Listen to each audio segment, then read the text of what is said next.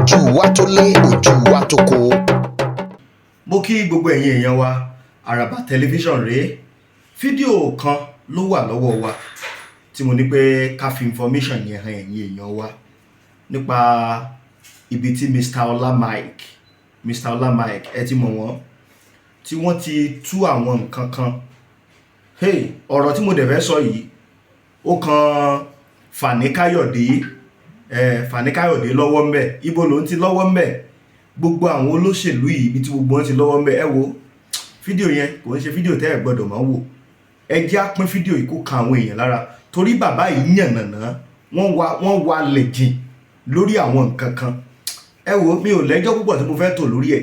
Ẹ jẹ́ mú fídíò yẹn wá fẹ́yìn èèyàn wa kẹ́ wò. Ẹ̀yin tó jẹ́ pé gbà àkọ́kọ́ rè tẹ́ mọ lórí ọ̀fẹ́ láti wo ìkànnì Àràbà tẹlifíṣàn, ẹ má gbàgbé láti tẹ subscribe button àti notification button tí ó wà lẹ́gbẹ̀ẹ́ subscribe yẹn kẹ́ bá lè mọ rí àwọn fídíò wa wò lóòrèkóòrè. Àtìgbà míì tá a bá wà lórí afẹ́fẹ́ yóò tà yín lólobó pé a ti wà lórí afẹ́fẹ́ o. Láì dé ìnàpẹnu, láì fàkókò wa ṣòfò, ẹ jẹ́ ń pé Mr. Ọlá Mike wọlé kí wọ́n wá bẹ̀rẹ̀ sí ní tú àwọn nǹkan kan tí mo ní wọ́n tú. Torí ọ̀rọ̀ yẹn ò ṣe kíni, kò dùn lẹ́nu tèmi. Mr. Ọlá Mike, ó yá o. À ń sọ̀rọ̀ nípa àwọn tí wọ́n rí àwọn ọmọ èèyàn bíi titi wọn, tí wọ́n rí wọn bí ohun èlò, wọ́n rí wọn bí àwọn ohun èlò kan tí wọ́n máa ń pè lórí ayò chess, ayò ọlọ́pọ́n tó ń pè ní chess. Wọ́n máa ń pè àwọn kan nínú èròjà tó wà ń bẹ̀ ní pawns. Àwọn tó ń pè ní pawns lórí ayò ọlọ́pọ́n chess, ó jẹ́ ohun tó jẹ́ pé ẹni tó bá ń ta ayò chess ó nígbàgbọ́ pé òun lè pàdánù ẹ̀ tó ń bá nílò láti pàdánù ẹ̀ kóun lè borí ìdíje yẹn. Gbogbo ohun tí ó bá ṣẹlẹ̀ sí òun lè lò ó kóun ṣáà ti ṣe kíni nígbẹ̀yìngbẹ̀yìn kóun ṣáà ti borí ìdíje. Àwọn nǹkan kan wà lórí ayò ọlọ́pọ́n chess yẹn, bí àwọn bíi king, bíi queen, àwọn knight, tó jẹ́ pé wọ́n sì nígbàgbọ́ pé àwọn yẹn sì ṣe iyebíye, wọn ò ní fẹ́ tètè pàdánù irú àwọn nǹkan bẹ́ẹ̀ yẹn. Òun ni àkàwé tí mò ń ṣe fún wa pé bẹ́ẹ̀ làwọn èèyàn gbogbo wọn pátá ni mò ń sọ o, kì í ṣe pé bóyá mò ń dárúkọ ẹnìkan mo yọ ẹnìkan kúrò ń bẹ̀ o. Gbogbo wọn pátápátá tí wọ́n pera wọn lólóṣèlú, tí wọ́n láwọn ń ṣe ìdíje, àwọn fẹ́ jẹ ààrẹ. Ohun tí wọ́n rí gbogbo èèyàn tó wà ní orílẹ̀-èdè Nàìjíríà, pàápàá jùlọ nílẹ̀ Yorùbá, ohun tí wọ́n rí wọn sí ni. Bẹ́ẹ̀ náà ni nílẹ̀ Ìgbò àti nílẹ̀ Haúsá. They see everybody in that country like you know, the way a chess player will see the king, the queen, the pawns and the knights. You know, the pawns are the lowest level. A chess player will not mind to lose any of his pawns in the game, as long as it guarantees him winning the game at the end of the day. But they value the knights, the king and the queens more than the pawns. The pawns are expendable. They are ready to lose them if it will help them to win the game. And remember, somebody already said, I'm ready to give you whatever it takes. I'm ready to do whatever I have to do to become the president. Àwọn kan ti sọ bẹ́ẹ̀, wọ́n ní gbogbo ohun tó bá gbà la máa fún. Ó di dandan mo gbọ́dọ̀ di ààrẹ ni. Ṣé mo pé lánàá mo sọ fún wa, mo ní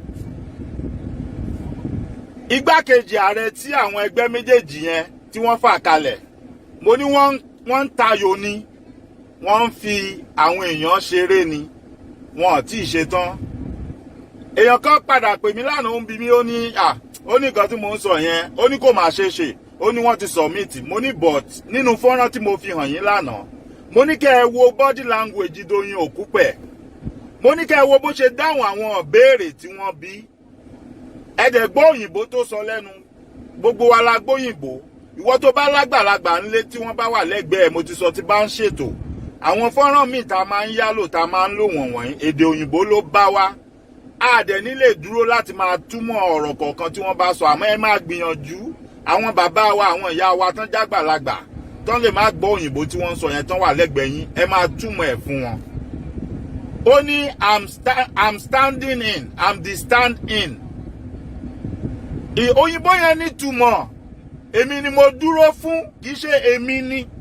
Ìyàtọ̀ wà ń bẹ̀, èmi ni mo dúró fún, mò ń sojú ẹni tó máa wà ń bẹ̀ bọ̀, kì í ṣe èmi. Kẹ́ lè mọ ibi tí mò ń lọ, ẹ jẹ́ kí n kọ́kọ́ fi nǹkan kan tọ́ yín lẹ́nu wò ká tó wá padà wá ká wá gbọ́ ibi tí wọ́n ti sọ̀rọ̀ gangan. Kẹ́ fi mọ ibi tí mò ń lọ ni o. Ẹ máa wo àwọn fọ́nrán kẹ́ fi ara balẹ̀ kó lè yé yín. Láì sọ̀rọ̀ mi gan fọ́nrán ti ṣàlàyé gbogbo tó ṣẹlẹ̀. Vice presidential candidates haven't submitted the list to INEC. Well, substitution is allowed under certain circumstances. Such as? Okay, so what I'm wondering right now is what... That fails to... Ṣé rí bó ṣe dákẹ́ lọ? Ẹni tó jókòó yẹn tí wọ́n ń béèrè ọ̀rọ̀ lọ́wọ́ ẹ̀ yẹn. Ó jẹ́ kan nínú àwọn aṣojú àwọn tó ń pera wọn ní INEC tí wọ́n wà nídìí ìṣàkóso ètò ìdìbò ní Nàìjíríà. Ọ̀gbẹ́ni oníròyìn yẹn wá ń béèrè lọ́wọ́ ẹ̀ pé ẹ wà. A ti ẹ̀ gbọ́ pé ẹ ní deadline fún àwọn èèyàn láti submit running mate fún president. But àwọn ẹgbẹ́ kan wọ́n ó dàbí ìgbà tó yẹ pé wọ́n bí ìgbà tán submit late but ìgbà tán tún submit ó dàbí gbà ń gbọ́rọ̀ bíi pé bóyá wọ́n lè ṣe pàṣípààrọ̀. Ṣó wà nínú òfin bẹ́ẹ̀ ṣó ṣeé ṣe bẹ́ẹ̀? Mo ń ṣàlàyé lè kó lè yé wa ohun tí wọ́n bá débẹ̀ ni o. Ẹ tún gbọ́ again kẹ́ gbọ́ ohun tó sọ. Comply with the provisions. Cannot assume to have nominated anybody. So I'll stop at that. And I know why you're asking that question. And, you know, all the things that have been published in the newspaper in the last few days, INEC has not issued any statement. We have not issued any document to say this is a list of candidates for this position for the 2023 general election. And if you look at the 2023 timetable and schedule of activities, we have a timeline for that. Okay, so to tell us straight away, can a political party replace their vice presidential candidate having submitted the list to INEC? Well, substitution is allowed under certain circumstances. Such as? Did you hear that? Substitution is allowed under certain circumstances. Yes, ó possible. Láwọn ìlú tó ti gòkè àgbà, àwọn ìlú tó lófin, tètò wà. Ẹ jẹ́ ká assume, God forbid, bóyá wọ́n ti yan ẹnìkan pé òun ló máa jẹ́ running mate fún ẹnìkan tó fẹ́ díje fún ipò ààrẹ. Tí ọlọ́jọ́ bá dé tírú ẹnìyẹn bá ṣaláìsí wọ́n lè replace ẹ̀ ó possible. At least gbogbo èèyàn máa ti mọ̀. Bọ́ṣẹ́ ráwọn ìlú tó ti gòkè àgbà. Ìyàtọ̀ tó wà ńbẹ̀ ni pé òfin wọn state clearly ó sọ pàtó pé under these circumstances only. Ẹ̀yin tí ẹ bá ń gbé òkè òkun ẹ lè ṣẹlẹ́rìí ọ̀rọ̀ tí mò ń sọ yìí. Ó dàbí ìgbà tó ń ṣiṣẹ́ ń bì kan ni. So mọ̀ pé once a year o ní láti register, o ní láti put in níbi tó ti ń ṣiṣẹ́ fún insurance tó máa cover ẹ̀ tó dẹ̀ máa cover family ẹ̀. But wọ́n gbà ẹ́ láyè nígbà tí wọ́n máa ń pe kíní yẹn ní open enrollment. Even tí ò bá jẹ́ bí iṣẹ́ ẹ̀ gan, ó ní time tí open enrollment tó wà tó lè ṣe kíni tó lè lọ forúkọ lẹ̀ kó dẹ̀ sọ gbogbo nǹkan tó bá fẹ́ kó wà nínú health insurance yẹn fún ọdún yẹn. But tí time yẹn bá ti kọjá, o ò lè ṣe pàṣípààrọ̀ kankan bẹ́ẹ̀ mọ́. O ò lè yí nǹkan kan padà. Àmọ́ wọ́n wá fi clause yẹn síbẹ̀ pé àwọn condition kan wà o tó lè fààyè gbà ẹ́ láti wá pààrọ̀ nǹkan. Ara àwọn condition yẹn ni pé bóyá o ṣẹ̀ṣẹ̀ bímọ tuntun. Ìgbà tó ṣe insurance yẹn tí wọ́n ṣe open enrollment, ìyàwó ẹ̀ lóyún gbà yẹn, irú ọmọ yẹn orúkọ ẹ̀ ò tí ì lé sí ní under health insurance yẹn. Àmọ́ tí ìyàwó ẹ̀ bá wá bímọ kó tó di another open enrollment, clause wà ń bẹ̀ fún ẹ pé yes, but you will have to come and prove it. O gbọ́dọ̀ wá pẹ̀lú evidence pé this is the reason why tí mo ṣẹ̀ṣẹ̀ fẹ́ forúkọ ẹni sí o, a ṣẹ̀ṣẹ̀ bímọ tuntun ni o. Lọ́dọ̀ wọn wọ́n dẹ̀ mọ̀ pé wọn kì í forge document, wọn kì í parọ́.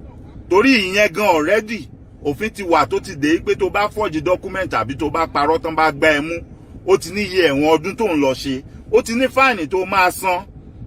And I think that in itself gan ó máa jẹ́ felony. So àwọn nǹkan tó máa mú ẹ tó òfin nífẹ̀ẹ́ ṣe irú nǹkan bẹ́ẹ̀ gan ó ti wà ńlẹ̀ ó ti pọ̀. So wọ́n máa ń lo irú clause yẹn ó possible. But lórílẹ̀-èdè tẹ́ ń pè ní Nàìjíríà, irú clause wo lẹ máa ní tó máa wà open ended, tí ò wà close, tí ò wà specific, tí ò specify. So ìbéèrè yẹn, ìdí nìyẹn tí arákùnrin yẹn ṣe ń béèrè ìbéèrè yẹn lọ́wọ́ aṣojú àjọ INEC pé ohun tó ń ṣẹlẹ̀ tá à ń gbọ́ yìí tó dẹ̀ bójú mu. ẹ máa gbọ́ dáhùn tó ń fún wọn o ọ̀gbẹ́ni yẹn wá béèrè yẹn dáàrin kan alàgbà yẹn ò lè dáhùn béèrè yẹn mọ́ ó wá dákẹ́ lọ kò mọ nǹkan tó máa sọ because gbogbo wọn náà jọ wà nínú géèmù yìí they know the game they are playing àti INEC o àti àwọn Fúlàní o they know the game they are playing they are all playing games ẹgbọ́ ìbéèrè yẹn dáadáa.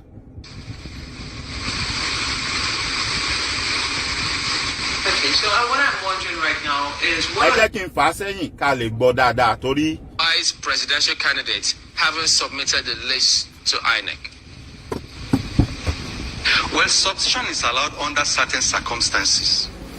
Such as? Okay, so what I'm wondering right now is what That fails to comply with the provisions cannot assume to have nominated anybody. So I'll stop at that. And I know why you're asking that question. And, you know, all the things that have been published in the newspaper in the last few days, INEC has not issued any statement. We have not issued any document to say this is a list of candidates for this position for the 2026 general election. And if you look at the 2023 timetable and schedule of activities, we have a timeline for that. Okay, so tell us straight away, can a political party replace their vice presidential candidates having submitted the list to INEC? Well, substitution is allowed under certain circumstances. Such as? Okay, so what I'm wondering right now You is see? what are There is no answer to that question. He cannot answer that question because they are playing a game. The reason why he cannot tell you under what circumstances is because they don't know. They don't know what they are what these people are going to come up with and say this is our excuse for wanting to change our vice presidential candidate's name on the list. That's why he cannot give a specific circumstance. That okay, under these circumstances, we will have to do this or we will have to do that. He cannot, because that will amount to them committing themselves. That will amount to them committing themselves. That okay, this was what you said, but what they are presenting now is different from what you said was written down. So that system they are using in that country. Ara reason tí àwa kan ṣe ń pariwo ni pé we don't have any belief. We don't believe in this system, and we don't trust the system. Now, mo fẹ́ mú fọ́nrán kan wá fún yín. Ó ṣe pàtàkì o. Ó ṣe pàtàkì o fọ́nrán tí mo fẹ́ fi hàn wá yìí. Àti Peter Obi o, àti Sowore o, àti Kwankwaso o, àti Tinubu o, àti whoever o, they are all wasting their time. They are all wasting their time. And they are trying to waste people's time. And they don't mind if some people are going to lose their life in this game they are playing. Ṣé mọ̀ pé ọ̀pọ̀lọpọ̀ gbà máa ń sọ fún wa pé kò sí ẹni tí Ọlọ́run ò lè lò, kò dẹ̀ sí ẹni tí Ọlọ́run ò lè rán níṣẹ́. Ọlọ́run ò kì í wojú èèyàn. Ọlọ́run ò fẹ́ mọye degree tó ní. Ìgbà míì Ọlọ́run lè máa wò wẹ́ o. Ó lè jẹ́wọ́ ni ìwọ ló jẹ́ ẹlẹ́ṣẹ̀ tó dẹ́ṣẹ̀ jùlọ nílé ayé. Ọlọ́run lè máa wo ìwà ẹ. Ọlọ́run lè máa wo ìwà ẹ. Kó dẹ̀ fún ẹ ní ìran, kó rán ẹ níṣẹ́. Ṣé rí ọ̀gbẹ́ni FFA Fẹ́mi Fani-Káyọ̀dé, despite the fact pé a ti mọ orí èèyàn tó jẹ́ pé alágàbàǹgebè ni, ẹ dẹ̀ mọ̀ pé kò lè rí àwọn èèyàn wọ̀nyí tì. Just like bí Rochas Okorocha, bí ó ṣe rí wọn tì tó jẹ́ pé níjọ́ primaries, ó call gbogbo wọn out, he called them their name, ó pè wọ́n lólè tí wọ́n ń jẹ́. Ó lólè ní gbogbo wọn pé owó ìlú ni wọ́n jí. Ó ní kò sí kankan nu wọn tó ní lárí kó tó di pé wọ́n dénú government, wọ́n ń ṣèjọba. Right? Ó ní nínú gbogbo wọn, ó ní kò sí kankan, none, not a single one of them tó lè fọwọ́ sọ̀yà wípé nǹkan táwọn ní àwọn ní kó tó di pé bóyá wọ́n bẹ̀rẹ̀ sí ṣèjọba. Because na man they know man. It's only a thief that will know a thief. He knows them. He knows how they play the game, and he knows the game they play. Ask yourself, why would they go to any length to kill each other to get into that position? Why would they go for, like, why would somebody say, I will give you whatever it takes?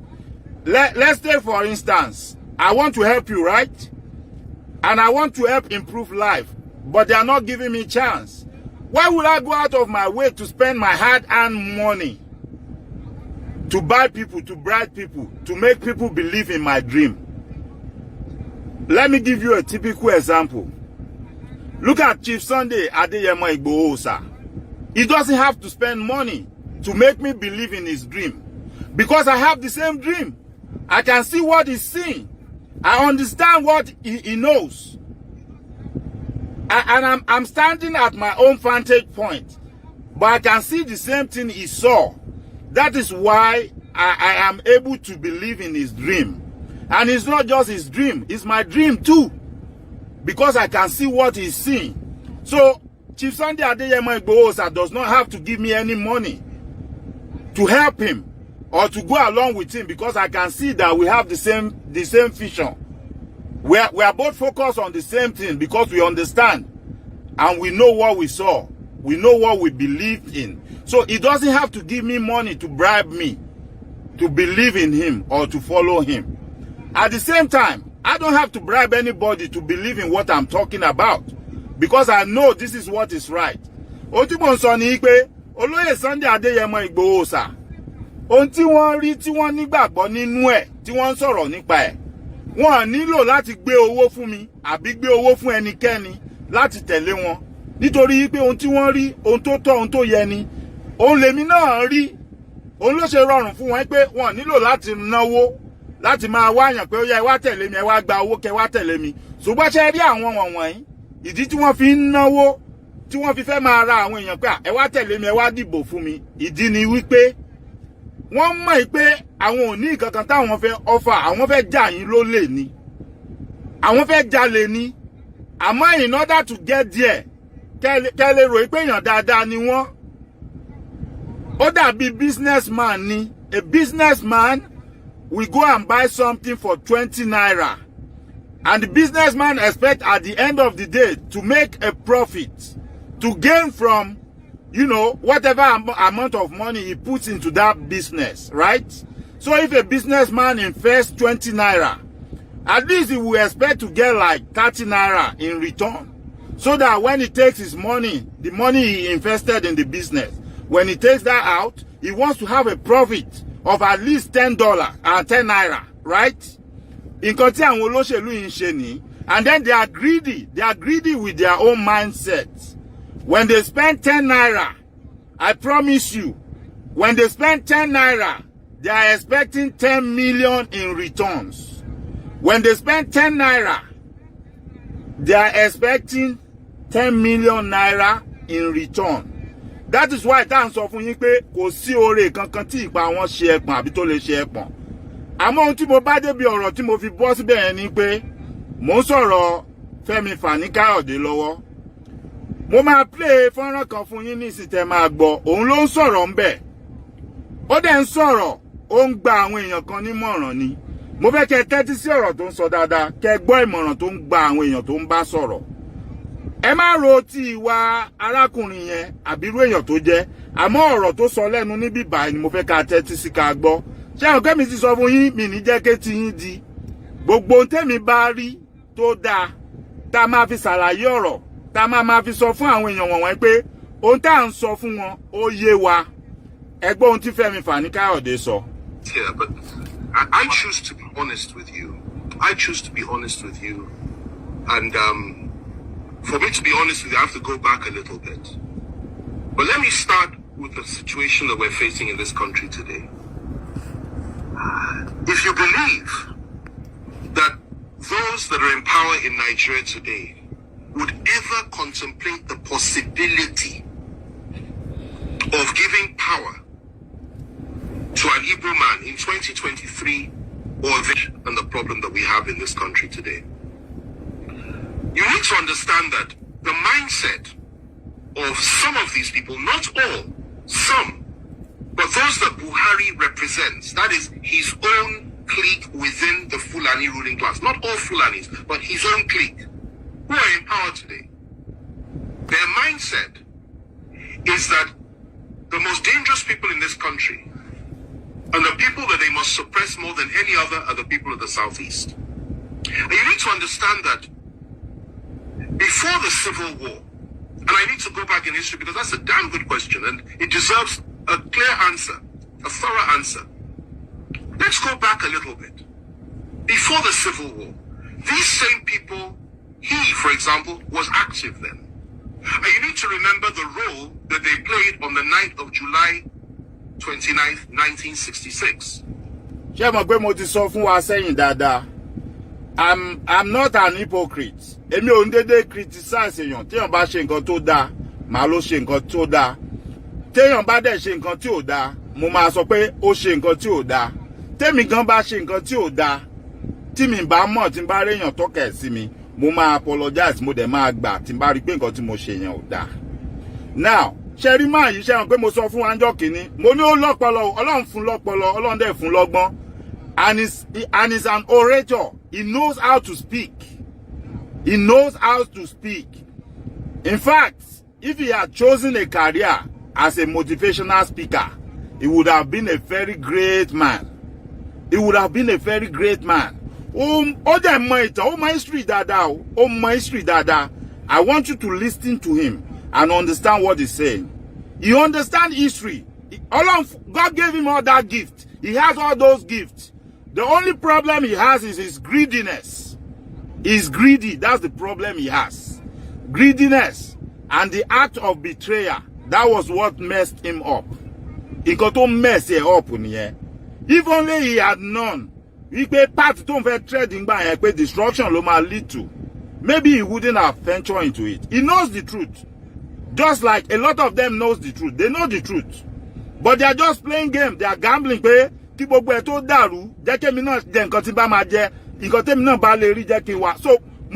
don't want you to have a biased mind when you are listening to what he's saying. Open your heart and open mind in him. Listen to him. Listen to this conversation. In case anybody come back to you and ask you question, why can't you support this candidate? Why can't you support that? You can learn from this. You can pick some things from here to explain to them that everybody is saying the same thing. Ẹran ti fọ́nrán olóògbé Gbénga Adébóyè tí mo play fún wa níjọ́ June 12. The same thing tí olóògbé Gbénga Adébóyè ń sọ ńbẹ̀ pé Abacha sọ pé àwọn ti pinnu pé ìjọba orílẹ̀-èdè Nàìjíríà kò gbọdọ̀ kúrò lọ́dọ̀ àwọn láíláí. That the seat of power must never leave the north. It must never leave the north. That's their conclusion. So they're just playing a game. So mo fẹ́ kẹ́ ní open mind. Ẹ má wo tiru character tẹ́ ní belief pé máa yìí jẹ́. Ẹ listen sí nǹkan tó ń sọ ọ̀rọ̀ ẹnu ẹ̀ tó fẹ́ sọ tá à ń gbọ́ yìí ó ṣe pàtàkì. When the Northern Officers counter coup took place, and 300 Igbo officers were killed in one night, including an Igbo head of state. He was involved. And many of them that are running this country in that cabal today were involved. Or he supported it. You know what he's saying is the truth, right? Everything that has been happening since after independence, all these people that are ruling you, that gather themselves together, they've always been involved. All the atrocities that led to the first civil war in Nigeria, they are all involved in it. Babangida, Buhari, Obasanjo, name all of them. They were all involved all along. They are the ones that have been doing all these things. And when you want orchestrate, láti bẹ̀rẹ̀ títí débi tí ọ̀rọ̀ ìlú yẹn dé lénìí. It was to pay back for what had happened in January 15th, 1966. Now, after that, what happened? The same people unleashed their people on Igbo civilians in the northern part of this country, and the figure that is often cited is 30,000 were killed. It's not true. Closer to 100,000.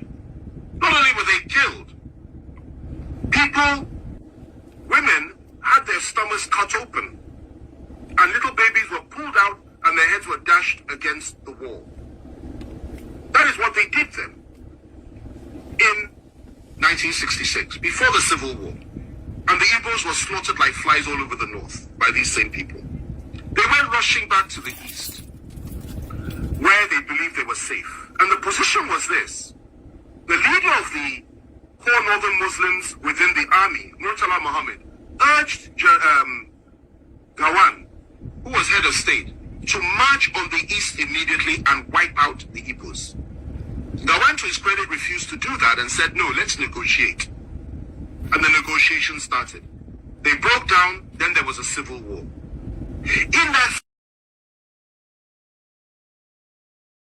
by federal, I'm from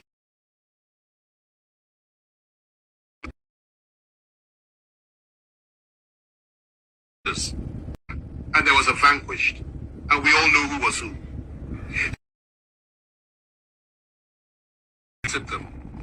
But even with all the reintegration, no Igbo man could be trusted to be General Officer Commanding GOC until Obasanjo came to power in 1999.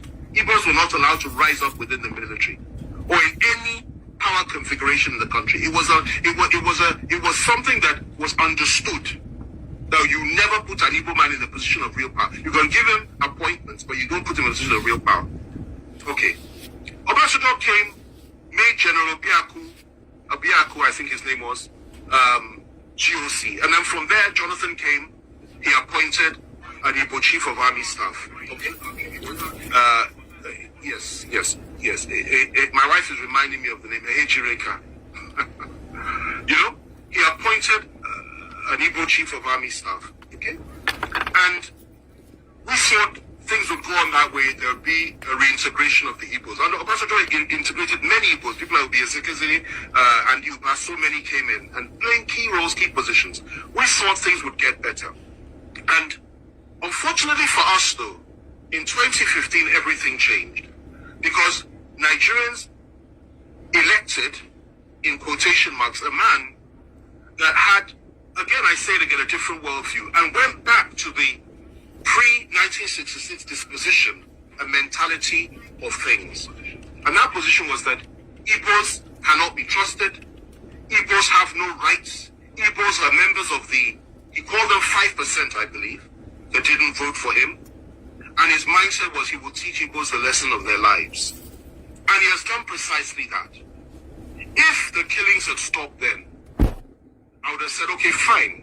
Everything we said is history. But sadly, it didn't stop. Igbo youths, IPOB youths, Igbo nationalists have been killed under this government.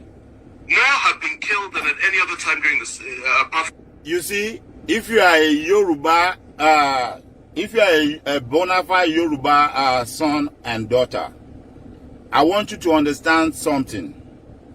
This is not about Igbo. So don't think this is about Igbo. It's a reason why I want you to listen to this and understand what this man is saying. Because I'm coming back to what they are trying to bring to you in Yoruba land right now. The plan. You know, it's been about 3 days now. We started telling you that the same thing they are doing in the East, they are trying to bring to Yoruba land. We kept saying this. And you guys think we are joking. You think we are telling lies. And they are already coming up with their stories, their lies. Because at the end of the day, they are going to try to do something. The same thing they did with the Biafra people. You can see that agents out there already, they are already planning, they are strategizing. They are already forming stories. They are telling people lies. That is the agitators, is the Yoruba freedom fighters that wants to bring chaos to Yoruba land. What happened at Owo? You know, some of them already came out and tried to pin it on Yoruba people. They said it was the Yoruba people that are killing themselves, and they are lying. We've shown you videos, you've listened to audios and everything, right? So I'm bringing it down to that before I round up today. That's why I implore you, listen to what this man is saying, so that when I bring it down home to Yoruba land, you will understand and you will know what we are talking about. Ẹjọ́ ẹ̀yin èèyàn mi, mò ń bẹ̀ wá, mò ń rọ̀ wá. Ohun tí ọ̀gbẹ́ni yìí ń sọ, ẹ má rò pé ó ń sọ̀rọ̀ history fún yín, ẹ̀kọ́ history kọ́ lẹ wá kọ́ ní bíbáyìí.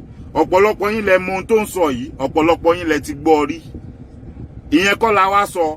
Àmọ́ mo fẹ́ fi ṣàpèjúwe, mo dẹ̀ fẹ́ fi ṣàpẹẹrẹ nǹkan kan fún yín ni.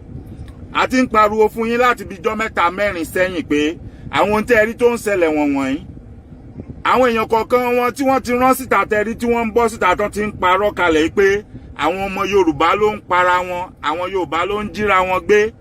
Tá ń takú wọn, tá ń sọ pé kán mú ẹ̀rí wọn jáde pé irọ́ ni wọ́n ń pa, wípé ohun tí wọ́n dá kalẹ̀ nílẹ̀ Ìgbò lọ́hùn kán má wá dá kalẹ̀ sílẹ̀ Yorùbá. Nítorí pé ohun tó ń gbìyànjú àti ṣe ni pé ọ̀nà bí wọ́n ṣe máa kó àwọn ológun wá sílẹ̀ Yorùbá láti wá pa gbogbo àwọn tí wọ́n ní wọ́n fẹ́ jìjàǹgbara lẹ́nu mọ́, láti wá dẹ́rù bà gbogbo èèyàn pé dandan sẹ́ẹ̀ tipátipá la fi ń fẹ́ràn Ṣàngó. Mo mọ̀ pé àwọn kan ń pe bàbá yẹn ní Ṣàngó kinní kan, Ṣàngó whatever. Àmọ́ wọ́n fẹ́ fọ́ọ̀sì gbogbo ọmọ Yorùbá pé tipátipá la fi ń fẹ́ràn Ṣàngó. Òun lohun tí wọ́n fẹ́ ṣe pé àwọn máa force everybody láti accept nǹkan táwọn ń fẹ́. Lélẹ̀ táwa dẹ̀ ti mọ̀ tá dẹ̀ ń sọ pé oko parun ni, oko parun ni. A fẹ́ kí wọ́n pa bàbá yẹn dànù. A fẹ́ kí wọ́n pa bàbá yẹn dànù. Because kò sí nǹkan kan tí wọ́n máa padà mú bọ̀ ń bẹ̀. Ohun tí gbogbo èèyàn, ọ̀pọ̀lọpọ̀ èèyàn ló mele yìí. Wọ́n kàn fẹ́ gamble ni. Ṣé bẹ́ẹ̀ gbọ́ nǹkan tí enter play fọ́nrán ẹ̀ lánàá tó ń ṣépèlé rẹ̀? Ṣé bẹ́ẹ̀ gbọ́ nǹkan tó sọ? Ó ní tó bá tiẹ̀ lọ, kàn jẹ́ káwọn ṣe kíni, káwọn finú tán Buhari this time. Pé tó bá wá já wọn kulẹ̀, káwọn ṣẹ̀ṣẹ̀ wá padà wálé, káwọn máa wá ronú nǹkan táwọn máa ṣe. Àwọn ò ráyè gbogbo yẹn. Ẹ̀mí tó ti ṣòfò yìí ó ti pọ̀ jù. One death too many already. We don't have time for that anymore. That's what we are saying. So mò ń bẹ̀ wá, mò ń rọ̀ wá. Ẹ má rò pé bóyá ọkùnrin yìí ń sọ history ogun abẹ́lé tó ṣẹlẹ̀ fún yín rárá. Ẹ fara balẹ̀, ẹ tẹ́tí gbọ́ nǹkan tó ń sọ torí mò ń padà bọ̀ wá sọ fún yín ibi tó gbà jọra wọn. Mo máa wá sọ fún yín pẹ̀lú ohun tẹ́rí tán dọ́ra ń pètè pèrò tán ń pèlú ẹ̀ nílẹ̀ Yorùbá yẹn, ó níbi tí wọ́n ń lọ o. During the Civil War, under this government, Igbos have been hopelessly marginalized by the government. Igbos have been treated with contempt by this government. Not just Igbos, Southerners, Christians, and Middle Belters.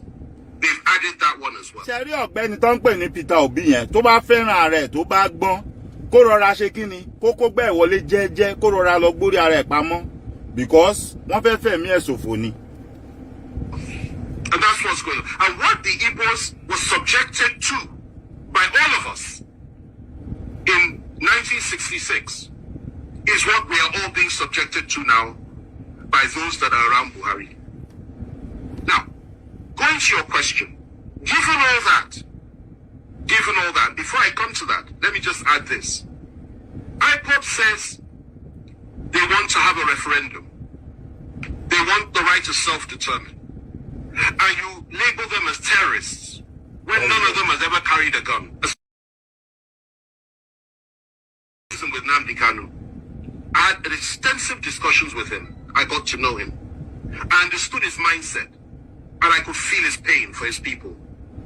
Yet they say they want to have a referendum.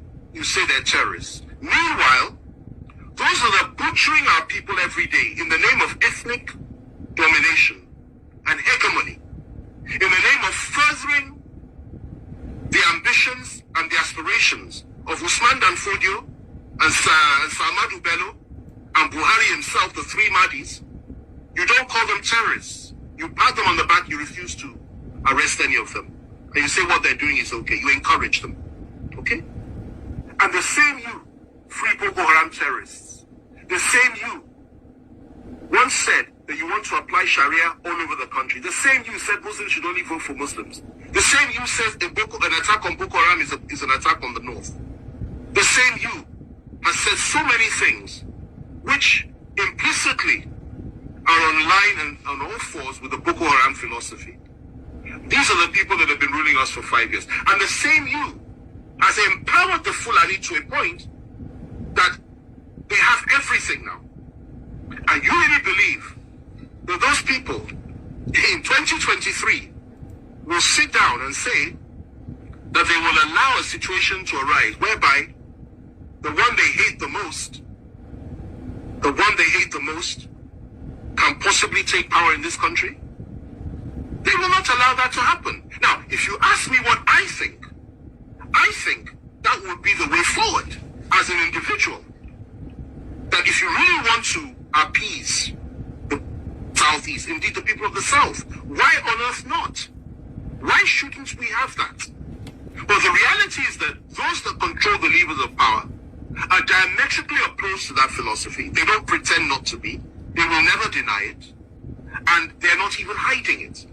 So they won't allow that to happen. What they will tell you at the very best is possibly will give vice presidency to the Southeast. And in a situation like that, if they did that, and the northern president came to power, and something happened to him, I assure you they will never let an Igbo man take power. It's their mindset. Even the one that's there now, the Yoruba man that's there, VP. There you go. If anything happens to Buhari, I doubt very much they'll let him take power. The position that they have adopted is that power must remain in the north, in perpetuity for as long as possible. And they have rationalized it over and over again. So that's the situation that we're in. But left to me, two things. The first thing is this. That would go a long way to heal the wounds of the past. An apology for what we did to the Southeasterners and to the Igbos during the Civil War. Secondly, proper compensation and reparations for what we did to them. Thirdly, to now openly come forward and say, let an Igbo man be president of Nigeria. Because they've never had an elected Igbo, we've never had an Igbo man leading us with power. Let it happen. That is what I would suggest. That's the first one. The other one is this. If it is, you can't do that. And if it is, that the time for that has passed, because many Igbos will tell you, particularly those that share the philosophy of people like Nnamdi Kanu, and even Massop philosophy, they will tell you they're not interested in that anymore. There you go. Then, the other thing you can do is say, allow them to determine their own future. Just as the people of Scotland were allowed to determine theirs. Just as Britain, the United Kingdom, was allowed to determine hers when it came to Brexit. Just as so many other countries in the world, through a referendum and exercising their right of self-determination. And I think that would make far more sense than to say just give them an Igbo presidency, which you this, okay? We are approaching 2023. Some in the Southwest, specifically Bola Tinubu, believes that his party will field him. I will tell you this today. He has made the biggest mistake of his life. They will not support him. Their position is to keep the presidency in the north. And even if he manages to clinch the nomination for the APC, they will now shift their support to another party that will field a northern candidate. Mark what I'm telling you today, because I've been right 9 times out of 10 when it comes to these predictions. I've been right. And I'm telling you, I'll be proved right again. That is the mess that we're in this country. So your aspirations are legitimate. You have every right to have an Igbo president. It will be a good thing for this country, for the people of the East, and indeed for the people of Africa. But those that believe they own Nigeria will not allow it, they will not accept it, and they will not create a level playing field for it. And that's the reality. So, ẹ̀yin mi, ara point wa nìyẹn pé àwọn èèyàn wọ́n nígbàgbọ́ pé ogún ìrandíran àwọn ni. Àwọn baba ńlá baba àwọn ló ní Nàìjíríà. Kò dẹ̀ gbọ́dọ̀ kúrò lọ́wọ́ àwọn, kò gbọ́dọ̀ bọ́ sọ́wọ́ ẹnikẹ́ni. Nítorí pé tó bá ti lè bọ́ lọ́wọ́ àwọn lẹ́ẹ̀kan ṣoṣo, tó bọ́ sọ́wọ́ ẹnikẹ́ni, àwọn ò lè rí gbà mọ́ láíláí. Pàápàá jùlọ kò gbọ́dọ̀ bọ́ sọ́wọ́ ẹ̀yà Ìgbò. Ṣẹ̀tẹ̀ ráwọn Ìgbò yẹn, wọ́n kórìíra wọn bíi pé kíni? Nítorí pé wọ́n mọ ọṣẹ́, wọ́n mọ nǹkan láabi tán ti ṣe fún wọn. Wọ́n dẹ̀ nígbàgbọ́ pé tí agbára bá padà lọ ṣèṣì lọ bọ́ sọ́wọ́ wọn, tí àwọn ò ní okùn kan táwọn fi dì í mú, tí wọ́n fi ní lè ṣe nǹkan kan, wọ́n mọ nǹkan tó máa ṣẹlẹ̀. Ìdí nìyẹn tó fi jẹ́ pé wọ́n tẹ̀ kórìíra àwọn yẹn with passion. Ẹ jẹ́ ká wá sílẹ̀ Yorùbá, nǹkan kan ṣẹlẹ̀ ní àná. Mo ti rí ọ̀pọ̀lọpọ̀ wọ́n ń ṣe àfọ́nrán yẹn, wọ́n ń sọ̀rọ̀. Àwọn kan ṣe yẹ̀yẹ́, wọ́n ní wọ́n ti àtáàkì mọ́tò wọn, wọ́n ti ṣe bí wọ́n ní wọ́n lè ṣe nǹkan fún wọn lÉkòó. Adẹ̀rẹ̀ àwọn kan tó ń sọ pé ọ̀rọ̀ yóò lè jẹ́ òótọ́, irọ́ ló máa jẹ́. Bẹ́ẹ̀ lára àwọn kan tó ń sọ pé ẹ ṣe lè máa sọ pé irọ́ ni, òótọ́ ni. ẹ ṣe lè máa sọ pé irọ́ ni nítorí pé ó ti jẹ́ Tinubu ẹ wá sọ pé irọ́ ni. Ìgbà tó ṣẹlẹ̀ sí olóògbé Bọ́lá Ìgè ní Ifẹ̀ ń jọ́ kínní àná ńkọ́ ẹ ṣe sọ pé irọ́ nìyẹn. Ẹ jẹ́ kí n kọ́kọ́ sọ ṣáájú gbogbo àwọn tó ń ṣe àpẹẹrẹ láàrin olóògbé Bọ́lá Ìgè àti Tinubu orí wọn ò pé bàbá wèrè ayé àti ọ̀run. Ohun tí ò jọra wọn ẹ lè máa fi wéra wọn. Wọ́n ní ohun tó bá jọun la máa fi ń wó ohun. Èpo ẹ̀pà ló jẹ ọpọ́ sí ẹ̀ lírí. Kò jọra wọn síbi kankan. Àwọn èèyàn tó ń sọ fún yín pé irọ́ lẹ̀ ń pa, propaganda lẹ̀ ń ṣe, ó lè ní gbogbo yín. Ẹ̀yin ọmọ Yorùbá ẹ jẹ́ kí n já yín sí ọgbọ́n tí wọ́n ń dá àti nǹkan tí wọ́n ń ṣe. Ẹ jẹ́ ń já yín sí ọgbọ́n tí wọ́n ń dá àti ohun tí wọ́n ń ṣe. Wọ́n plan nǹkan tó ṣẹlẹ̀ yẹn ni wọ́n orchestrate ẹ̀ ni. Number one, ìwọ tó bá ti rí fọ́nrán yẹn, boy tí wọ́n show, tí wọ́n sọ pé òkúta bà lórí, tí wọ́n fi òwú funfun síwájú orí ẹ̀. Àwọn people máa stupid o. Orí wọn ò pé wọn tún ní alámọ̀ràn gidi. Tẹ́ bá tẹ́ fẹ́ fake nǹkan, tẹ́ bá fẹ́ ṣe nǹkan fake. Ẹ tiẹ̀ try, ẹ tiẹ̀ ṣe kó tiẹ̀ bójú mu.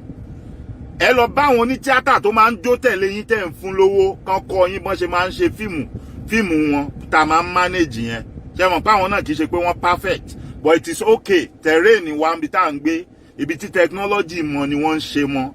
A dẹ̀ fara mọ́ bẹ́ẹ̀. But ẹ tiẹ̀ lọ bá wọn pé báwo lẹ ṣe máa ń ṣe kíní ẹ̀jẹ̀ yín yẹn tẹ́ máa ń ṣe inú fíìmù, ẹ wá bá wa ṣe sórí arákùnrin. Àmọ́ bóyá torí káṣírí yín má bàa tú sí wọn lọ́wọ́ lẹ ṣe ṣàgbélẹ̀rọ ẹ̀ tẹ́ wàá rí èèyàn tó máa èèyàn tó kọ script yẹn orí ò pé kò rí kọ dáadáa. Ẹ̀yin tẹ́ act script yẹn orí yín ò pé ẹ mọ̀ act because èèyàn tẹ́ ní wọ́n lé òkòòkò bá lórí ibi tẹ́ ń show tí ò wúwà. No single drop of blood, kò sí stain ẹ̀jẹ̀ kankan. Lẹ plaster mọ́ òde bí táwọn bóyá plaster bò. Ẹ tó bá lẹ òkúta mọ́ lórí látọ̀ kan tí òkúta bá bà. Ẹ̀jẹ̀ máa wà ń bi even kẹ́ lẹ plaster mọ́, ẹ̀jẹ̀ yẹn sì máa rìn jáde díẹ̀ ń bi òwú. Kódà ó máa show ń bi plaster tá a máa rí. Then show ọmọ yẹn pé ẹ kàn show ẹ̀ briefly.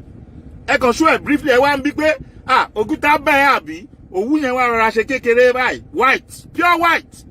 No single stain. At least èèyàn tó máa fòwú sí lórí ó jẹ́ pé nǹkan tó bá yẹn ó ti jẹ́ kó rí ẹ̀jẹ̀ jáde ń bẹ̀ ni. But there is no single stain of blood lára òwú tẹ́ fi sí ọmọ yẹn lórí. Ẹ wá sáré ṣú ẹgbẹ́ kúrò. Then I saw pé àwọn crew tó wà ń bẹ̀ yẹn tó ń film. I only saw somebody in TVC nínú aṣọ TVC. Ta ló ní TVC? Tinubu, right? Nǹkan tẹ́ stage, nǹkan tẹ́ orchestrate ẹ̀yin ò lè wọ̀n wọ̀nyí. Now, ẹ̀yin try àti sọ fáwa pé ní Èkó, ní àárín Èkó, nígboro Èkó, Tinubu àti Sanwó-Olú, they are going with how many security operatives tó tẹ̀lé wọn? And you are trying to tell us that some people now attack his convoy and broke all those windows, all those glasses tó wà lára bus yẹn, right? That's what you are trying to tell us. Ẹ dẹ̀ fẹ́ jẹ́ ká believe story yẹn. Number one, ẹ kọ́kọ́ ẹ fail in bí costume tẹ́ ṣe sórí ọmọ yẹn. Number two, story yín ò hard up. Because when you are going in the convoy, àríbẹ̀ ṣe ń show Tinubu tó ń jùgbálẹ̀ tó ń juwọ́. Àríbẹ̀ ṣe ń show pé àwọn èèyàn sátẹ̀lé wọn ń ṣe. So where was everybody? Where were the cameras? Nígbà tí àwọn èèyàn kan ju òkúta tá àti ẹ̀rí èèyàn kan tó lè gbé kámẹ́rà pé àwọn tó ju òkúta rèé o àti ẹ̀rí picture. And then you are trying to tell us pé wọ́n bà mọ́tò jẹ́, wọ́n ju òkúta mọ́ convoy Tinubu and they went away scot free. Gbogbo ọlọ́pàá, gbogbo security operatives tó tẹ̀lé yín yẹn, wọ́n arrest a single person. Now bóyá torí tá ń sọ̀rọ̀ lénìí, tá ń járọ yín, ó ṣeé ṣe lọ́la kẹ́ lọ kó àwọn kan wá, kẹ́ láwọn tẹ́ mú leléyìí. Bẹ́ẹ̀ ṣe ń ṣe, bẹ́ẹ̀ ṣe ń bá lọ ló yí àwa náà. Actor ni everybody. Ṣé àwọn pé mo ti sọ fún yín pé ọmọ orí street ni gbogbo wa. Àwa kankan ń fọpọlọ ṣe ni nítorí pé wọ́n ní tá bá bíyàn léèrè èèyàn ó hùwà ọmọ rẹ̀ èèyàn ó rìnrìn rẹ̀ ni. Kì í ṣe pé bóyá ẹ̀yin kan máa believe pé wà lórí street pé gbọ́n ju àwọn kan lọ. Bẹ́ẹ̀ ni, ẹ̀yin kan wà lórí street lásán ẹ kàwé mọ́ tiyín. Àmọ́ àwa dúpẹ́ lọ́wọ́ Ọlọ́run fún wa láǹfààní pé ká kàwé ká dẹ̀ mọ̀ bó ṣe ń lọ lórí street. Nítorí irú àwọn èèyàn bíi titi yín báyìí. Tẹ́ máa fi pé you are everything. Now, that script tẹ́ kọ tẹ́ ṣe yẹn, that script ẹ̀kọ́ tẹ́ ṣe yẹn ẹ jẹ́ kí n tú kalẹ̀ fún yín pátápátá. And the reason why you did it, ẹ̀yin yẹn listen dáadáa kẹ́ gbọ́. They did it number one. Wọ́n fẹ́ fi kọ́rí sympathy fún bàbá wọn. Wípé ẹ̀yà ibi tí wọ́n ń bínú ẹ̀dẹ́ tí wọ́n kórìíra ẹ̀dẹ́ wọ́n tún wá lọ àtáàkì ẹ̀ wọ́n lọ ń lọ ilẹ̀ òkúta mọ́ wọn. Kí ló dé gan kí ló ṣe fún wọn? Number one nìyẹn. Number two, there's a game plan behind it. Ṣé mọ̀ pé with that happening now and they are telling you pé wọ́n ráwọn tó ṣe wọ́n rí wọn mú right? Wọ́n dẹ̀ ti ń gbé story oríṣiríṣi jáde tẹ́lẹ̀ yìí pé àwọn ọmọ Yorùbá ló ń para wọn, àwọn ọmọ Yorùbá ló ń ṣera wọn léṣe, àwọn náà ń jíra wọn gbé.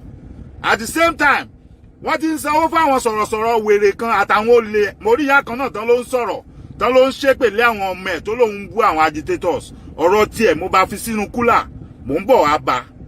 Èèyàn tó jẹ́ pé kò ní pedigree kò ní story gidi ẹni tó jẹ́ pé ó lè ní. Gbogbo wa la mọ̀ bó ṣe bẹ̀rẹ̀ lórí íńtánẹ́ẹ̀tì, a mọ̀ bó ṣe gbá àwọn èèyàn lójú tó ló ń ṣèwé láti rìnnà lọ sókè òkun tó gba owó lọ́wọ́ àwọn èèyàn, àmọ́ àwọn èèyàn tó gbowó lọ́wọ́ wọn o. Story ẹ̀ ò dáa.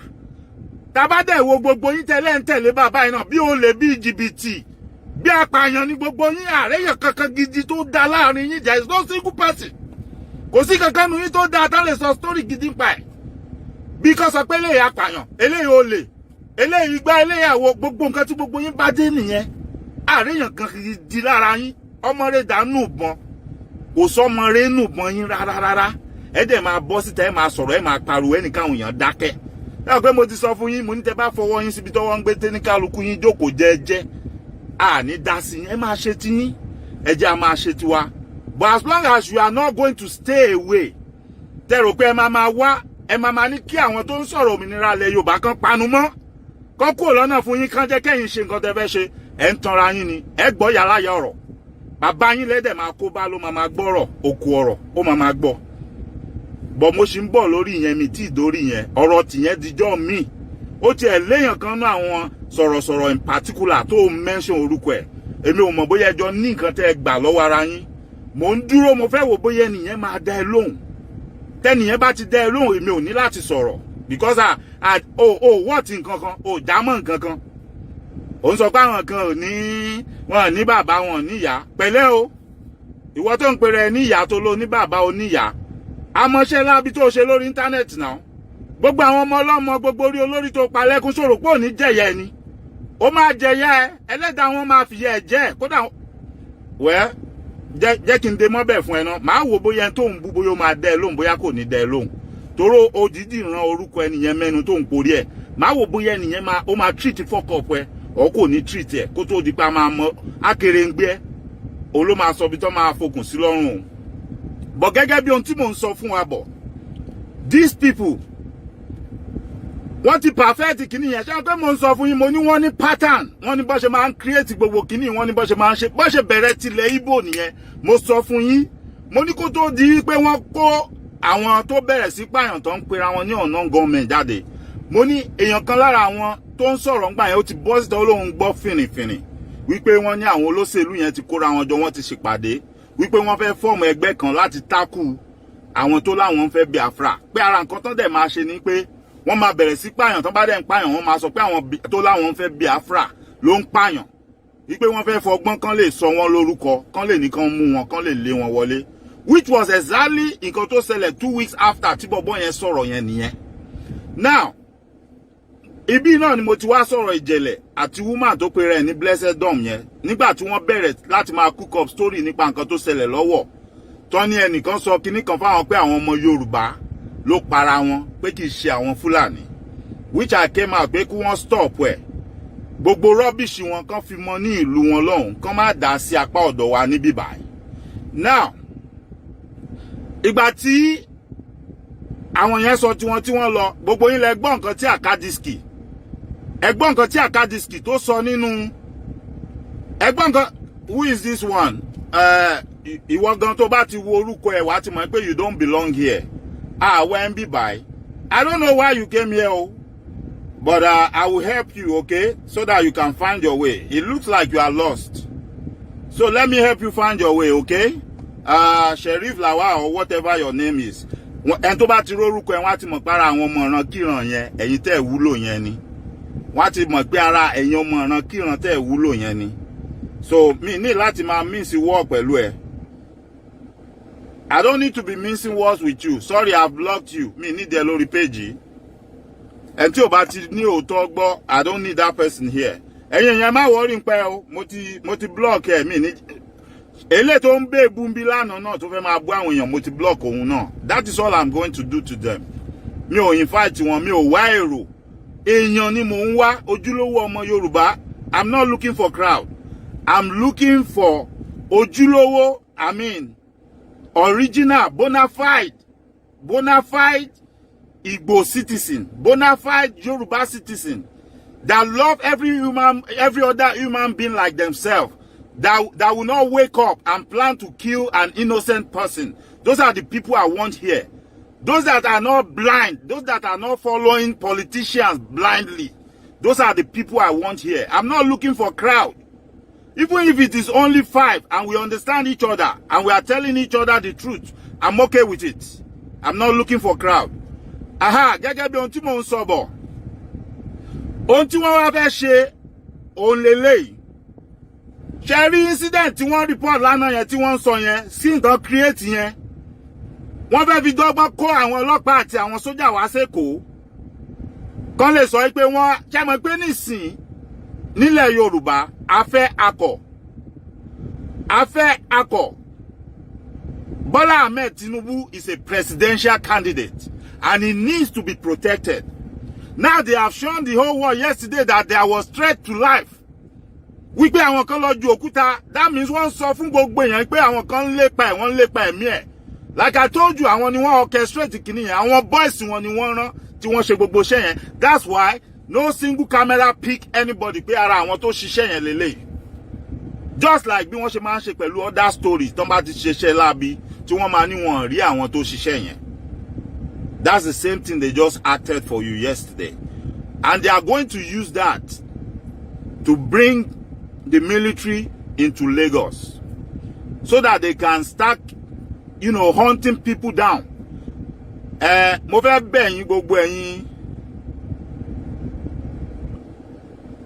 Mo fẹ́ bẹ̀ gbogbo ẹ̀yin sọ̀rọ̀sọ̀rọ̀ fún òmìnira ilẹ̀ Yorùbá tẹ́ wà ní Nàìjíríà. Mo fi Ọlọ́run bẹ̀ yín. Oníkálukú yín ẹ máa ṣọ́ra ṣe, ẹ mọ bẹ́ẹ̀ ṣe ń rìn, ẹ mọ bí tẹ́ ń lọ. Ẹ mẹni tó mọ bẹ́ẹ̀ ṣe ń rìn, tó mọ bí tẹ́ ń lọ. Ẹ má gbára lẹ́ni kankan o. Ẹ má sọ ìrìn yín fún yàn kankan o. Ẹ dẹ̀ ṣọ́ra ṣe. They are ready to pounce on you. Ẹ wo election tí wọ́n ṣe ní Èkìtì. Election yẹn tú àṣírí kan fún wọn, kíní kan ti ń yé wọn. Wọ́n ti rí ṣé àwọn pé mo sọ lánàá náà. Mo ní wọ́n ti ṣe calculation ní orí election yẹn pé okay. Ẹ lọ wo nọ́mbà iye registered voters tó wà ní àwọn ìlú yẹn. Gbogbo ibi tán náà ti ṣe ìdìbò recently. Ẹ wá lọ wo number of accredited voters. Ẹ wo number of registered voters. Ẹ wo number of accredited voters níjọ́ tán fẹ́ dìbò. Ẹ wá tally gbogbo number tó wà ní gbogbo ward yẹn pọ̀. Ẹ lọ wo percentage iye èèyàn tó register normally tó jẹ́ pé they will come out and vote but tí wọ́n jáde wá vote. Wọ́n ti mọ̀ pé so gbogbo àwọn yẹn wọ́n ti ń go with Yoruba nation and they are scared. Ẹ̀rù dẹ̀ ń bà wọ́n. So they are trying everything possible láti pa àwọn èèyàn lẹ́nu mọ́ pé aláwọn ò fẹ́ gbọ́ ọ̀rọ̀ Yoruba nation ìmọ̀ọ́sẹ̀. Because if they don't do that, they are afraid pé báwo làwọn ṣe fẹ́ ṣe. Because kò sí calculation méjì tí wọ́n ń ṣe ju wípé táwọn bá tiẹ̀ ṣe gẹ̀rẹ́gẹ̀rẹ́ tó bá di ọjọ́ election. Àwọn ò nídìí ìbò àwọn Igbo tọ́lọ́n bá wọn ṣe táwọn bá rí Tàúsá àti ti Yorùbá pé ó yẹ káwọn wà okay. But now they know they have a problem because they are looking at the data pé àwọn èèyàn máa jáde wá dìbò mọ́. Ṣé kò ń ṣe so bàbá Èkìtì ara ọ̀rọ̀ tí mo sọ fún yín nìyẹn pé àti gbogbo ẹ̀yin sọ̀rọ̀sọ̀rọ̀ tó kù pé tẹ́nibọ̀dì bá ń fọwọ́ sọ̀yà dáná gẹ́gẹ́ fẹ́ níwọ̀n ní dìbò wọ́n dìbò ẹ má dá wọn lóhùn. Ọlọ́run ti gbógo fọ́lẹ̀ wa. You have achieved a lot. Ẹ jẹ́ ká fira wa sípò aláǹgbá tó bẹ́ látorí òkè sísàlẹ̀ tó wá mi rí tó ní dẹ́nì kankan ò bá yìn mí mo yinra mi ipò tá a wà ń sin nìyẹn. Bẹ́yàn kankan ò bá yìn wá ẹja yinra wa. Láì ṣòṣèlú, láì kówó òlú jẹ, láì mọ̀yàn kankan nípò gíga, gbogbo àwa kéékèèké tí wọ́n fojú di tán náà àdámọ̀ nǹkankan yìí. if we can trouble them that much, tí wọ́n lè sùn, tí wọ́n lè wo mọ́, tí wọ́n ń sá kiri, tó wá di pé wọ́n ń dá gbogbo ọgbọ́n, they are looking for every trick in the book. Láti pa wá lẹ́nu mọ́, you should praise yourself. You should be proud of yourself. If all these so-called thieves, vagabonds in power, nǹkan tí Fẹlá pè wọ́n nìyẹn, VIP, vagabonds in power. Àwọn olè jàǹdùkú tó káṣọ sọ́rùn. Monkey dey wear shoe, he think say he fine. Àwọn monkey tó káṣọ sọ́rùn tí wọ́n wọ bàtà tó rò pé àwọn fine. They are all monkeys. Tí ẹ̀rù bá lè máa bà wọ́n lórí ẹ̀yin ọmọ kéékèèké yìí, ẹ gbà bẹ́ẹ̀, Ọlọ́run ló ń ṣe, kò ń ṣe ẹ̀dá èèyàn. That is why it is not possible for them to do anything to you.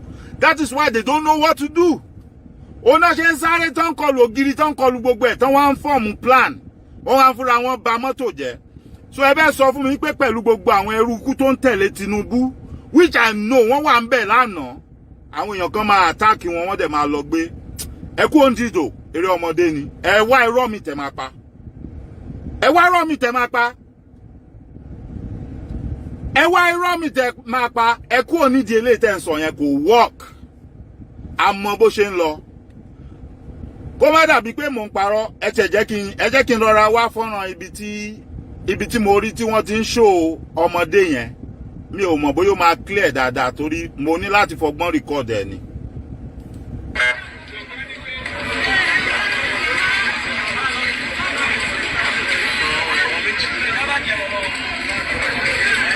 Kẹ́tìrí reporter TVC nìyẹn o, ọmọ yẹn nìyẹn, ó nìyẹn. Mi ò ibi tí mo ti record ẹ̀, mo ní láti ṣe bí mo ṣe ṣe yẹn because mi fẹ́ kó gbé orúkọ anybody débi tí wọ́n máa wá flag program tí mo ń ṣe down. Bẹ́ẹ̀ lọ wo lórí YouTube dáadáa, kẹ ẹ wá pause ẹ̀ tó bá dé ọ̀dọ̀ ọmọ yẹn, ẹ wo orí yẹn dáadáa. Ṣé ẹ tán lẹ òkúta mọ́ nìyẹn tó di pé òkúta tí wọ́n lẹ̀ mọ́ wọ́n ní láti fi òwú sí, which means wọ́n try àti sọ fún wa pé ó bleed. Láti stop bleeding yẹn wọ́n fòwú sí. Ó yẹ kẹ́jẹ́ bó tiẹ̀ ṣe kínkínní kó hàn lára òwú yẹn. Ẹ lọ wo orí ọmọ yẹn, kò sí ẹ̀jẹ̀ kankan bí òwú tán fi sọmọ yẹn lórí. Tó bá jẹ́ pé other event tó máa ń ṣẹlẹ̀, tó máa ń sọ pé nǹkan ṣe àwọn èèyàn, tó máa ń mú àwọn èèyàn ni. Wọ́n máa ń mú àwọn èèyàn, wọ́n á gbé kámẹ́rà, wọ́n á zoom wọn báyìí, ẹ máa rí dáadáa. Just like tán bá láwọn mú olè, àbí ní ìsìn tán bá dé, tán bá ní àwọn mú ẹnìkan pé kò kí ń ṣe Fúlàní o, Yorùbá ni o, ló lọ ṣe gbá ló lọ ṣàwo. Wọ́n máa fojú ẹ̀ hàn yín dáadáa. Wọ́n máa zoom gbogbo bóyá wọ́n ló níbọn lọ́wọ́, ó ní ayẹta, ó ní òka. Wọ́n máa zoom ẹ̀, wọ́n máa jẹ́ kẹ́ rí dáadáa. So why can't we see this one? Wọ́n ṣe lè show eléyìí fún wa dáadáa kárí. Ó ṣe jẹ́ pé lọ́ọ̀kan láti ń wò, and then wọ́n sáré ṣe fírí ọmọ yẹn lọ. Kí lórúkọ ọmọ yẹn? Ibo ló ń gbé? Kò ń ṣe pé anybody fẹ́ wá lọ. At least àwọn èèyàn tó wà ládùúgbò ẹ̀ wọ́n á lè wò pé ṣebí ẹni tán náà lẹ òkúta mọ́ lórí rẹ̀. Àwọn asáré show ẹ̀. Àwọn èèyàn gan ò lè identify pé ẹni báyìí lọmọ yẹn jẹ́. Wọ́n wá ń parọ́. Wọ́n ní wọ́n wá attack convoy. And then kò sí no single camera tó pick anybody tó ń lẹ òkúta. No single camera to pick anything. They didn't even show us pé okay, normally on a good day, tí àwọn reporters, àwọn journalists tí wọ́n bá lọ síbi tí ìṣẹ̀lẹ̀ ti ṣẹlẹ̀, gbogbo wa la máa ń rí bọ́n ṣe máa ń gbé kámẹ́rà ká wọ́n á máa yà pé ara àwọn òkúta yẹn máa rí lẹ́lẹ̀, máa rí inú bus, ẹ máa rí káàkiri. Where are all those evidence? Àwọn dà. Kò sẹ́ni tí ò mọ ká fẹ́ràn sẹ́nu káwa tí o. Kò sí ẹni tí ò mọ ká fẹ́ràn sẹ́nu káwa tí. A dẹ̀ mọ bí tẹ́ ń lọ, àmọ́ nǹkan tẹ́ fẹ́ ṣe. Wọ́n fẹ́ kó ológun wá sí Èkó. The same thing tí wọ́n ní wọ́n ṣe ní Ìbàdàn yẹn, wọ́n fẹ́ ṣe l'Ékòó, wọ́n dẹ̀ fẹ́ ṣe ní gbogbo ilẹ̀ Yorùbá tó kù. Wọ́n fẹ́ pa gbogbo everybody lẹ́nu mọ́ pé nobody should say anything about Yorùbá nation. That is where they are going. And if possible, táyé bá gbà wọ́n gẹ́gẹ́ bí wọ́n ṣe sọ pé gbogbo nǹkan tó bá gbà làwọn máa fún. They are ready to allow them to be doing what they are doing in the east, to come down to the south and be doing the same thing. These people are ready. They are looking at everybody like as if they are pawns on a chessboard, and they can do away with them at any time if need be. And that's why I'm making comparison about these things. I'm just calling your attention to it. Ẹ jọ̀ọ́ kó oníkálukú, kí oníkálukú kó tètè máa tẹ̀ mọ́ ọmọ ẹ̀ létí báyìí. Kí oníkálukú tètè máa tẹ̀ mọ́ ọkọ ẹ̀ létí. Kí oníkálukú máa tẹ̀ mọ́ ìyàwó ẹ̀ létí. Ẹ gbàdúrà. Àdúrà ń pọ̀ jù. Èmi ò dẹ̀ ní sọ fún yàn pé ẹ má gbàdúrà. But at the same time, ẹ máa múra lẹ̀ pé whatever is coming, kò ní bá èmi náà lójijì. Yóò bẹ́ mi náà lákọni. Now, ẹ má gbéjà lọ bá anybody. Tán bá ń ṣe campaign wọn, tán bá ń ṣe ẹni tí ẹ má dá sí wọn, ẹ má lọ síbẹ̀. Once you are not interested in it, don't go there, don't disrupt it, don't disturb them, leave them alone. Because one try to provoke everybody láti steer honest nest and cause trouble and then bring the military and do the same thing they are doing in the east and then say and then wọ́n fẹ́ pinpoint ẹ̀ wọ́n fẹ́ máa fi pe orí àwọn èèyàn kan ṣe mọ̀ pé wọ́n ń dárúkọ àwọn èèyàn kan tó ń dẹ̀ ṣe pàtàkì láàrin wa tó wà very very important that need láti protect lórí ìrìn àjò yìí. Those are the people they are trying to target. Bọ́n ṣe ní ilẹ̀ Igbo, they are trying to do the same thing in Yoruba land. Ṣé àpá àtẹnumọ́ ọ̀rọ̀ wa máa ń dàbí pé àmọ́ nǹkan tá à ń sọ máa ń dàbí pé à ń parọ́, but ẹ bá wò láti bí 3-4 days or a week back this same issue là ń bring tá à ń sọ fún yín pé ẹ wo story táwọn èèyàn ń gbé jáde ẹ gbọ́ nǹkan tí wọ́n ń sọ wọ́n fẹ́ máa parọ́ mọ́ Yorùbá ẹ má jà fún wọn láyè ẹ má jà àgbà. Nǹkan tí wọ́n ṣe ní east bọ́n ṣe bẹ̀rẹ̀ nìyẹn o, bọ́n ṣe bẹ̀rẹ̀ propaganda wọn nìyẹn o, bọ́n ṣe bẹ̀rẹ̀ propaganda wọn nìyẹn o. Ẹ̀mí àwọn èèyàn kọ̀ọ̀kan tí ó yẹ kó lọ sọ̀rọ̀ yẹn o, innocent people kọ̀ọ̀kan wà nú àwọn tí wọ́n pa. Ẹ rántí pé wọ́n pa ọkọ Dora Akunyili tí wọ́n sọ pé ọ̀nà gọ́ọ̀mẹ̀ pé wọ́n pa. They know what they are doing o. Ẹ jẹ́ ká ṣọ́ra nílẹ̀ Yorùbá. Pàápàá jùlọ ṣe rí ọ̀rọ̀ ẹ̀sìn ẹ rí pé lẹ́nujọ́ mẹ́ta ó tún máa gbalẹ̀ wọ́n tún máa gbé wá padà ó máa gbalẹ̀ kan because they need the only thing they are seeing now is that they need to destabilize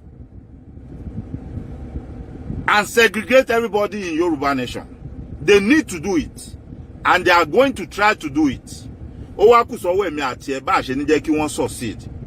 How they are not going to be successful is left to you and I. Role tí wọ́n bá máa play, role tèmi bá máa play, ọwọ́ wa ló wà.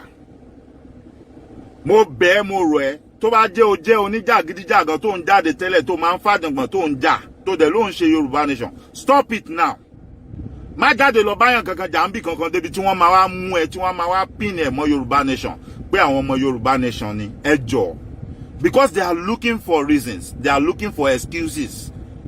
Gbogbo wa la rí fọ́nrán ìgbà tí bàbá ẹ̀ jáde tí wọ́n lọ pàdé ẹ̀ ní airport tí wọ́n ń bọ̀ tí wọ́n ń lọ bí tí wọ́n ń lọ. Àrí bó ṣe ń jùgbálẹ̀ àrí bọ́n ṣe ń pariwo kò sẹ́ni kankan tó lọ dí wọn lọ́wọ́ kò sẹ́ni tó débẹ̀.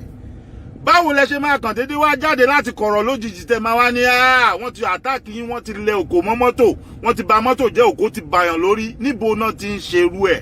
Ta ló àtáàkì yín? Ṣé bẹ́ẹ̀ sọ pé Jagaban ló ní Lagos? Ṣé bẹ́ẹ̀ you said Lagos belongs to Jagaban and Jagaban has his area boys everywhere. So how come some people will now come and attack his convoy and they will go scot-free? Let's even leave the police and the military that are protecting them out of this. Let's talk about his boys in Lagos. Where were they? Were they not part of that convoy yesterday? So how could somebody come and attack that convoy and his boys? Because I remember when those boys, when they were fighting for their garage, gbogbo yín lẹ rántí ní last year, nígbà tí àwọn boys kan lọ jà tí wọ́n ní wọ́n fẹ́ gba garage. Ṣé mọ̀ pé by night lálẹ́ ọjọ́ yẹn, we all saw the video níbi tí wọ́n ti lọ kábọ̀ bọ́ yẹn mọ́nulé tí wọ́n nà tọ́ni ìwọ ń jà ìwọ fẹ́ gba garage. So where are those same guys now? How come they cannot provide those people that attack the convoy now? Ṣebí wọ́n ní intelligence tó máa fi ń wáyàn tó bá fẹ́ lé wọn bí tí wọ́n ti ń jẹun. Why didn't they use that intelligence yesterday? Why can't they use the same intelligence yesterday and bring out the people that perpetrated that evil act? Because ó bá yẹ kó ṣẹlẹ̀ lóòótọ́ ẹ jẹ́ ká sọ̀rọ̀ síbi tọ́rọ̀ wà ká sòótọ́ fúnra wa ó yẹ kán máa wọ̀n yẹn kán dẹ̀ fi mú wọn jófin. Because it is not right for anybody to go and attack anybody anywhere. But I know for a fact that didn't happen. It was a lie. They staged it. It was a script. But it was such a bad script. And the actors are poor actors. They don't even know anything about acting. The costumier and everybody, gbogbo wọn, akuri, wọ́n ti kú lórí, ìkankan nu wọn ò tiẹ̀ mọ̀ what they were doing. They just felt like, oh, ẹ jẹ́ ká act the script, ẹ jẹ́ ká ṣe kíní, ká sọ pé nǹkan báyìí báyìí ṣẹlẹ̀. They didn't think it through. They didn't plan it well. Èmi ń lo àkókò yìí àti ìgbà yìí láti sọ fún wọn pé that was a failed mission. You fail. You fail because you are not able to convince anybody that actually happened.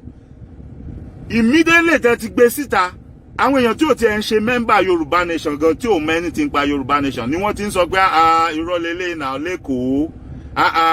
Àwọn wo ló máa láyà tó máa lọ àtáàkì ọkọ̀ bàbá àlàyé, bàbá jẹun sókè kó jẹun sápò.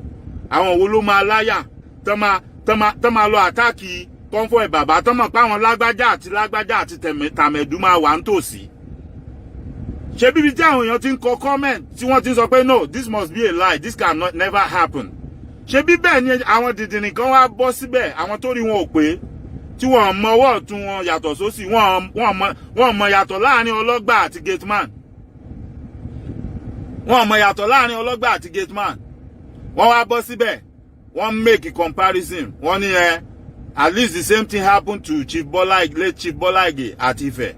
And you guys believe it. How come you are now saying this one is not true? It is not true. Go and bring that video where Chief Bola Ige was attacked at Ife. And show me, or show me anywhere where you can prove to me and show to me that Chief Bola Ige goes around with thugs and hoodlums. That's a man of intelligence. He doesn't go around with hoodlums. He doesn't go around with touts. And that's the difference right there. And the man did so many good things in Oyo or Osun State, whichever way you put it. So, if anybody attacked that man when he was alive, those are his political enemies. The man doesn't have time to stage manage anything, to act any script. Why would he act script when his people love him? Everybody love Bola Ige. Nobody hates him. Ṣebí torí ẹ̀ lẹ ṣe pa. Ṣebí torí òótọ́ tó ń sọ fún yín àti àwọn nǹkan tó fẹ́ fix. Ṣebí torí ẹ̀ lẹ ṣe pa.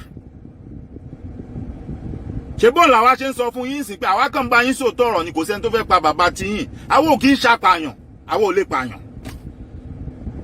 Ẹ̀yin lẹ̀rù yín ń bà wá pé kẹ́ má máa lé àwọn èèyàn wa káàkiri, kẹ́ má máa lè fẹ́ pa wọ́n lẹ́nu mọ́. Àwa ò kì í ṣàpàyàn. Àárín yín náà la pààyàn wà. Ẹ̀yin ni do or die. Ẹ̀yin ni I must get to power. Ẹ̀yin ni nǹkan ẹ bá ń gbé kíní, nǹkan mi ni ẹ bá ń gbé. Well, àwa ò sí fún yẹn. That's why we are saying àmọ́ nǹkan tá à ń fẹ́, àmọ́ bí tá à ń lọ. A sovereign Yoruba nation. Orílẹ̀-èdè olómìnira ti Yorùbá. That is all. That's all we're asking. Nothing more. Nothing more. It's not a big deal. And it's not too hard.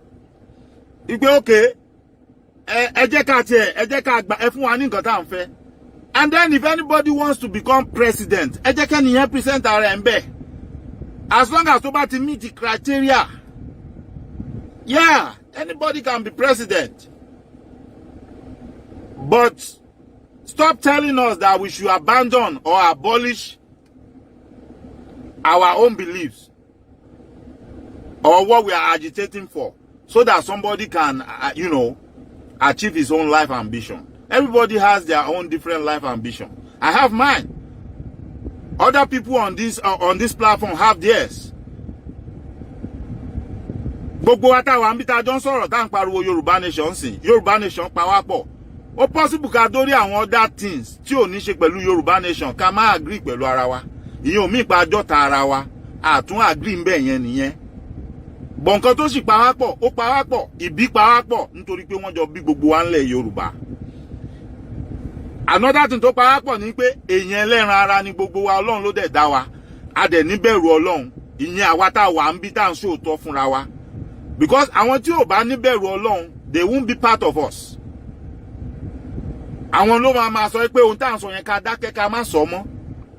ìbẹ̀rù Ọlọ́run àtẹ̀rí ọkàn táwa ní òun ló ṣe ń ta wá lára pé wọ́n ń pa àwọn èèyàn, wọ́n ń fi bí pa àwọn èèyàn, wọ́n túlù ṣe. Owó tó yẹ kó jẹ́ tẹrú tọmọ àwọn kan ń jókòó lé, òun làwa ṣe ń sọ̀rọ̀. Ẹ̀rí ọkàn, ìbẹ̀rù Ọlọ́run àti ìfọmọnìyàn ṣe òun ló má wá tá à ń sọ̀rọ̀.